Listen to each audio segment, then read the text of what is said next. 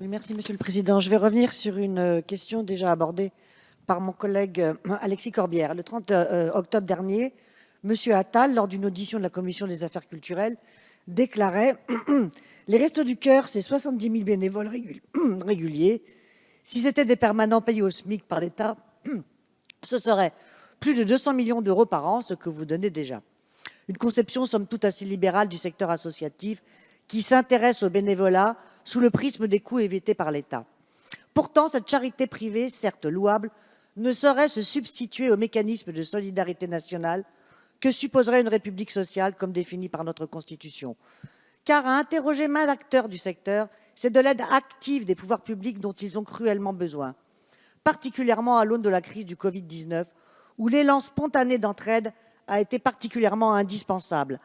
Ainsi, sur ma seule circonscription, j'ai pu rencontrer des couturières bénévoles, fabriquant des masques quand la parole gouvernementale était encore flottante, ou des associations collectant des masques de plongée pour pallier au manque exprimé par des hôpitaux parisiens de renom, ou encore des collectifs de jeunes, si souvent décriés, distribuant jusqu'à 100 repas par jour en s'agitant dans des cuisines particulières ou en utilisant leur voiture personnelle.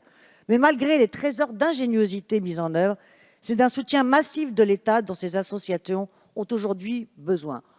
Pour être plus précis, je prends l'exemple du Secours populaire du 93 et du Fonds d'aide européen aux plus démunis.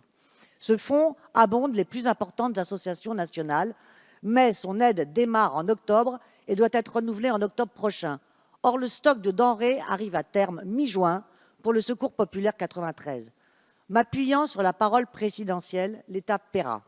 Voici ma question. L'État mettra-t-il en œuvre une avance sur ce fonds ou, à défaut, assurera-t-il une compensation équivalente à 274 tonnes de produits alimentaires dans mon département? Plus globalement, que faire sur ce sujet de la crise alimentaire à long terme?